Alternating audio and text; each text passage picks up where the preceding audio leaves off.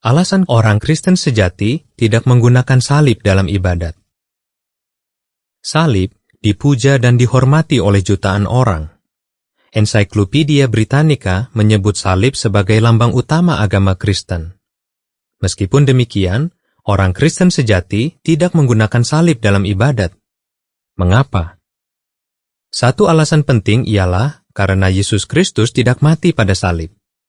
Kata Yunani yang umumnya diterjemahkan menjadi salib adalah stauros, yang pada dasarnya berarti sebuah tiang pancang atau tonggak yang lurus. The Companion Bible mengatakan, stauros tidak pernah berarti dua batang kayu yang dipasang bersilangan dengan sudut tertentu. Bahasa Yunaninya dalam Perjanjian Baru bahkan tidak menyiratkan dua batang kayu. Dalam beberapa ayat, para penulis Alkitab menggunakan kata lain untuk alat yang mengakibatkan kematian Yesus, yaitu kata Yunani shilon. Kata itu sekadar berarti kayu atau sebuah tongkat, pentung atau pohon.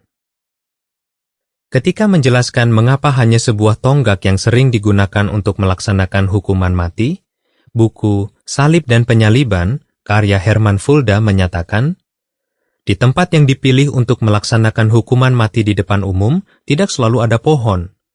Maka, sebuah balok kayu biasa ditancapkan ke tanah.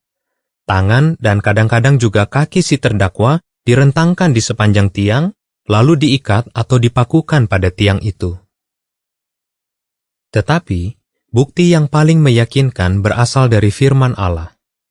Rasul Paulus mengatakan, dengan membeli kita, Kristus melepaskan kita dari kutuk hukum, dengan menjadi orang yang dikutuk menggantikan kita, karena ada tertulis, terkutuklah setiap orang yang digantung pada sebuah tiang, atau kayu pada Alkitab terjemahan lama, pohon pada King James Version. Galatia 3 ayat 13. Di ayat itu, Paulus mengutip Ulangan 21 ayat 22 dan 23, yang jelas-jelas menyebutkan sebuah tiang, bukan salib. Dengan dihukum mati pada alat seperti itu, si terdakwa menjadi orang yang dikutuk. Maka, patung Kristus yang dipakukan tidak pantas dijadikan hiasan di rumah seorang Kristen. Tidak ada bukti bahwa selama 300 tahun setelah kematian Kristus, orang yang mengaku Kristen menggunakan salib dalam ibadat. Tetapi, pada abad keempat, Kaisar Konstantin yang kafir berganti agama ke kekristenan yang sesat, dan memasyarakatkan salib sebagai lambang Kristen. Apapun motif Konstantin, salib tidak ada hubungannya dengan Yesus Kristus. Faktanya, salib berasal dari kekafiran. New Catholic Encyclopedia mengakui, salib terdapat dalam kebudayaan pra-Kristen maupun non-Kristen. Berbagai narasumber lain menghubungkan salib dengan penyembahan alam dan upacara seks kekafiran. Maka, mengapa lambang kafir itu diagungkan? Tampaknya agar orang kafir lebih mudah menerima apa yang mereka sebut kekristenan. Tetapi, pemujaan lambang kafir apapun jelas-jelas dikutuk oleh Alkitab. Alkitab juga melarang semua bentuk penyembahan berhala.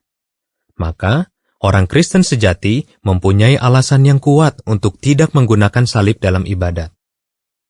Catatan kaki mengatakan, pembahasan yang lebih terperinci tentang salib terdapat di halaman 338-342 buku Bertukar Pikiran Mengenai Ayat-Ayat Alkitab, edisi 2003, yang diterbitkan oleh Saksi-Saksi Yehova.